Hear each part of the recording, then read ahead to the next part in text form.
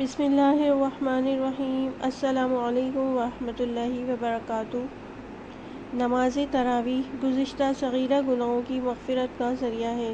حضرت ابو ہریرہ رضی اللہ تعالیٰ عنہ سے روایت ہے کہ رسول اللہ صلی اللہ علیہ وآلہ وسلم نے فرمایا، جس نے ایمان کے ساتھ اور ثواب کی نیت سے رمضان میں قیام کیا، اس کے گزشتہ سارے گناہ معاف کر دیے جائیں گے۔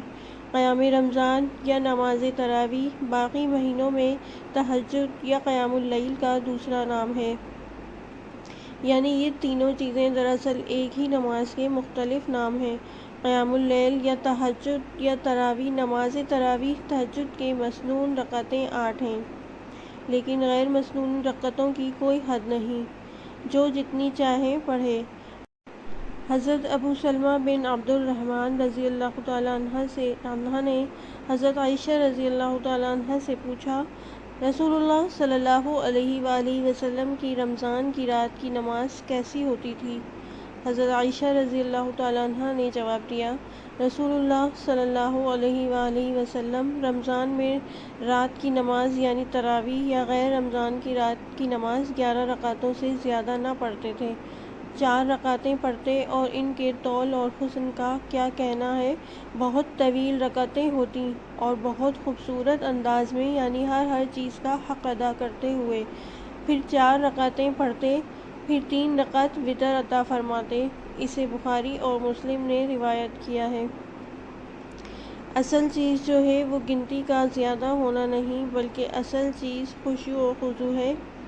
آپ اتنا طویل قیام کرتے کہ آپ کے پاؤں سوج جاتے تھے۔ نماز تراویح کا وقت عشاء کے بعد سے لے کر طلوع فجر تک ہے۔ نماز تراویح 2 رکعت پڑھنا افضل ہے۔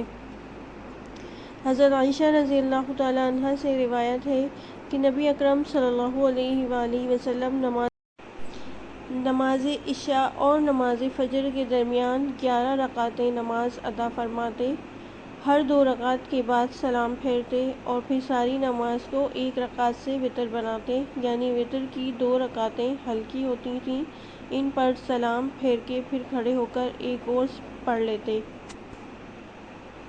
رسول اللہ صلی اللہ علیہ وآلہ وسلم نے صحابہ کرام کو صرف 3 دن نماز تراویح باجماعت پڑھائی۔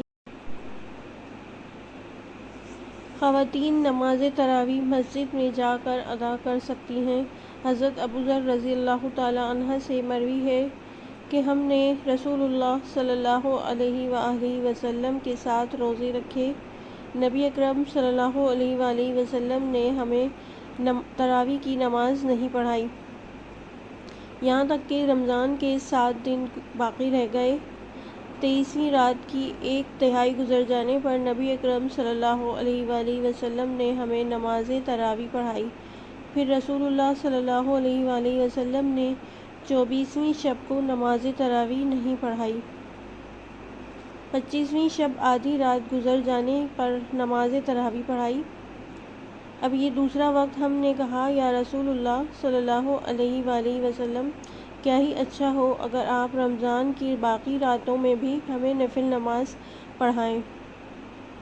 نبی اکرم صلی اللہ علیہ وآلہ وسلم نے فرمایا، جس نے امام کے فارغ ہونے تک امام کے ساتھ قیام کیا، یعنی نماز تراویح باجماعت ادا کی، اس کے لیے ساری رات کے قیام کا ثواب لکھ دیا جاتا ہے۔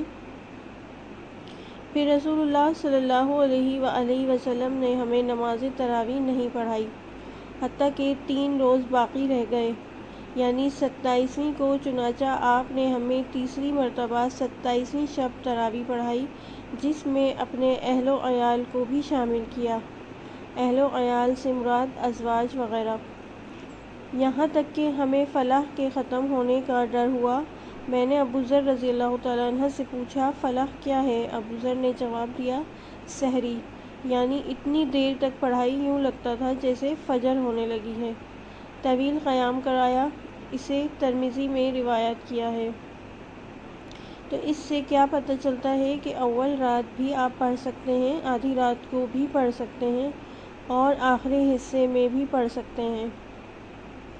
رمضان المبارک کے مہینے میں عشاء کی فرض اور سنت نماز کے بعد وتر سے پہلے جو نماز پڑھی جاتی ہے، اسے تراویح کی نماز کہتے ہیں۔ تراویح کی نماز ہر بالغ مرد اور عورت پر پڑھنا سنت موقدہ ہے۔ بغیر عذر چھوڑنے والا شخص گناہ گار ہوگا۔ تراویح کی نماز کا وقت عشاء کے بعد سے صبح صادق تک ہوتا ہے۔ رمضان المبارک میں نماز وتر تراویح کے بعد پڑھنا بہتر ہے۔ تراویح کی نماز کا جو طریقہ ہے وہ کچھ اس طرح سے ہے۔ عشاء کی فرض نماز 4 رکعت فرض کے بعد 2 رکعت سنت پڑھنا ہے۔ اس کے بعد 2 رکعت کر کے 10 سلام کے ساتھ 20 رکعتیں پڑھنی ہیں اور اس کے بعد 3 رکعت وتر پڑھنی ہے۔ تراویح کی نماز 2 رکعت کر کے ہوگی۔